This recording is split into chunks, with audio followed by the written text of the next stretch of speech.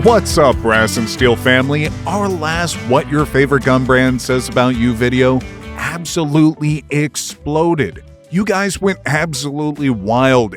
You had opinions, requests, comments, and the demand for round 2 has been insane. So we're back with 8 more brands that are about to get the full treatment. And listen, if you're sitting there thinking, surely they won't come for my brand. Hold my beer, friend, we're coming for everyone. No manufacturer is safe, no fanboy is spared, and no feelings will be left unbruised. Smash that subscribe button right now and hit that notification bell because we've got more roasting sessions planned that'll make this one look gentle. Fair warning, if we absolutely obliterate your favorite manufacturer today, remember, it's not personal, it's just business. Now, let's see which one of you is about to get their feelings hurt. Springfield Armory, the Patriotic Paradox.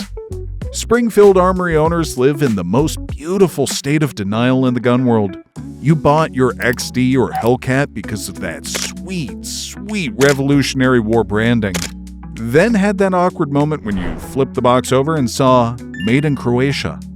Now you've become a master of mental gymnastics. Well, it's assembled in America, you say, while conveniently ignoring that your American gun was born in the same country that gave us, well, not much that's American. You've convinced yourself that the founding fathers were basically early importers, so really you're honoring tradition. Your XD has that grip safety that you swear is a feature, not a bug, even though you've had it fail to disengage exactly once and nearly had a heart attack. You defend Springfield with the passion of someone defending a family member who made questionable life choices. But here's the thing. That Croatian engineering actually works pretty well. Your gun runs, it's reliable, and it holds a lot of rounds. You just wish it came with a little less existential crisis about American manufacturing. Canik, the value hunter. Canik owners discovered the gun world's best-kept secret, and now it's become your entire identity. You found a Turkish-made pistol that shoots like a $1,200 gun but costs $400, and you cannot shut up about it. Your TP9 series has become your entire personality. You're the guy posting comparison videos on YouTube showing how your Canik outperforms guns that cost 3 times as much. Your range bag has more Canik stickers than actual gear, and you've definitely said Turkish engineering is underrated more times than anyone should. The funny part is, you're absolutely right. That Canik probably does shoot better than most guns twice its price. You just need to tone down the evangelical fervor. We get it. You found a diamond in the rough. Now let us shoot in peace without the sales pitch. You're living proof that sometimes the best deals come from places you can't pronounce, and honestly, we respect the hustle. Mossberg, the practical shotgunner. Mossberg owners are the pickup truck drivers of the shotgun world. Your 500 or 590 isn't pretty, but it'll work when everything else quits. You bought it because it was affordable, reliable, and your dad probably had one. You're not trying to win any beauty contests. Your Mossberg has probably been dropped, dragged through the mud, and used as a boat paddle, and it still cycles shells like the day you bought it. While other people are babying their fancy over-unders, you're out there actually using your gun. You definitely practice that intimidating pump action sound, thinking it's a legitimate home defense strategy. Newsflash, if you're racking your shotgun as a warning, you weren't ready for the fight in the first place. But we'll give you this. That 500 is the Honda Civic of shotguns. Not exciting, but it'll outlast everything else in the safe and cost half as much to maintain. FN, the Military Contract Snob. FN owners are the name droppers of the gun world. You didn't just buy a pistol, you bought the same gun used by the US military, and you need everyone to know it. Your FN 509 or 57 sits in your holster while you casually mention military contracts at every opportunity. You're the guy who says Belgian engineering with the same reverence other people reserve for prayer. You've memorized which special forces units employ the FN SCAR, and you drop that knowledge like it somehow makes you tactical by association. Your 5.7 shoots a cartridge that costs more per round than most people spend on lunch, but you justify it by talking about ballistic performance, as if you're regularly engaging hardened targets at the local Starbucks. The funny part is, FN actually does make excellent firearms. That military contract wasn't awarded by accident. Your gun probably will outlast everything else in the safe. You just need to stop acting like owning one makes you a door-kicking operator. You're basically the guy who buys a Rolex and then tells everyone what time it is, whether they asked or not. Palmetto State Armory, the budget maximizer. PSA owners have cracked the code on firearm economics. While everyone else is dropping $2,000 on a single rifle, you figured out how to arm yourself, your family, and probably half your neighborhood for the same price. You're the Costco shopper of the gun world. Why buy one gun when you can get 5 for the same money? Your safe looks like a small armory, and when people ask how you afford so many guns, you just smile and say, PSA daily deals, my friend. You've mastered the art of the bulk purchase. Black Friday isn't just a shopping day for you, it's a religious experience. You know the UPS delivery schedule better than your own work schedule, and your credit card company thinks you're running a small business. Your philosophy is simple. Quantity has a quality all its own.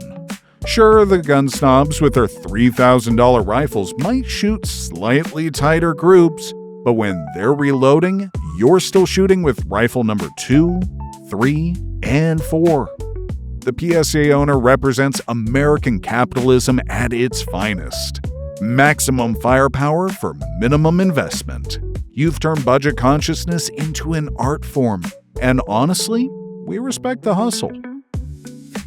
Kimber, the disappointed optimist.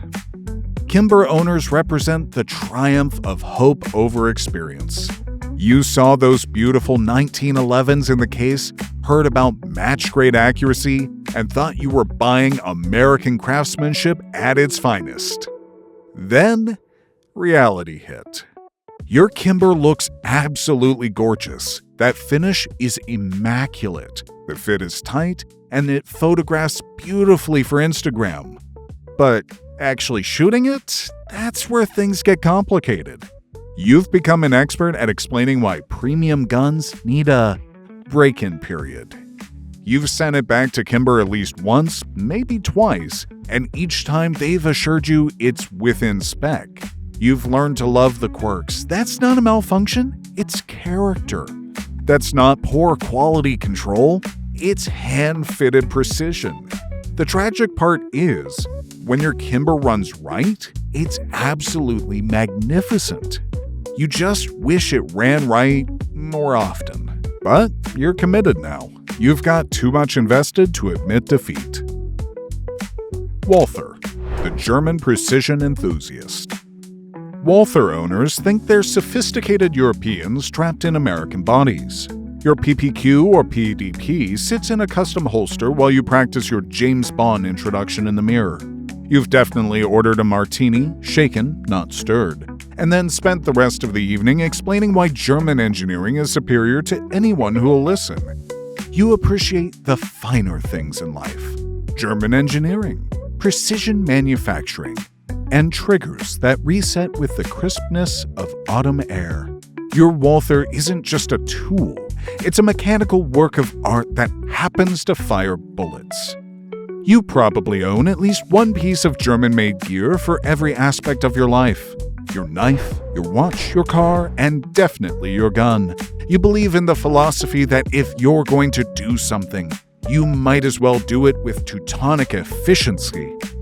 The funny thing is, you're usually right. That Walther probably does have better ergonomics and a superior trigger than most of the competition. You just need to tone down the superiority complex at the range. Remington, the nostalgic loyalist. Remington owners are living in the past, and honestly, we don't blame you.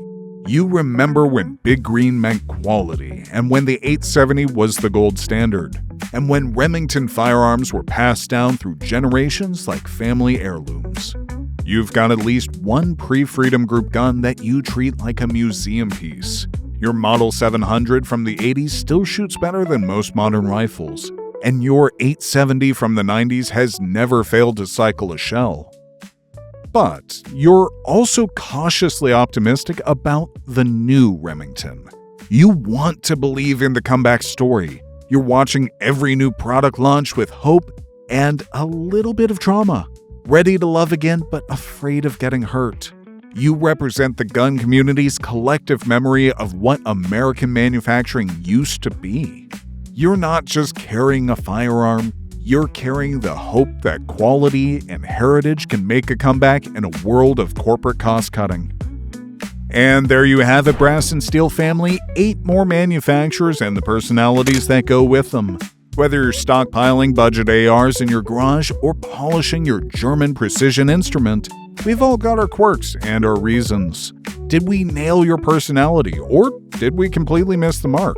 Drop a comment below and let us know what you carry and whether we got it right. And if we missed your favorite manufacturer, don't worry, part 3 is coming. Remember, at the end of the day, the best gun is the one you'll actually train with and carry consistently. Whether it's a Turkish value special or a German engineering masterpiece, what matters most is that you're a responsible owner who takes training seriously. If you enjoyed this roast session, smash that like button. It really helps us reach more gun enthusiasts who need a good laugh. Make sure you're subscribed with notifications on because we've got more entertaining and educational content coming your way. Got ideas for future videos? Want to see us roast something else in the gun world? Drop those suggestions in the comments. We read every single one, and your ideas often become our next videos. This is Brass and Steel, and we'll see you in the next one.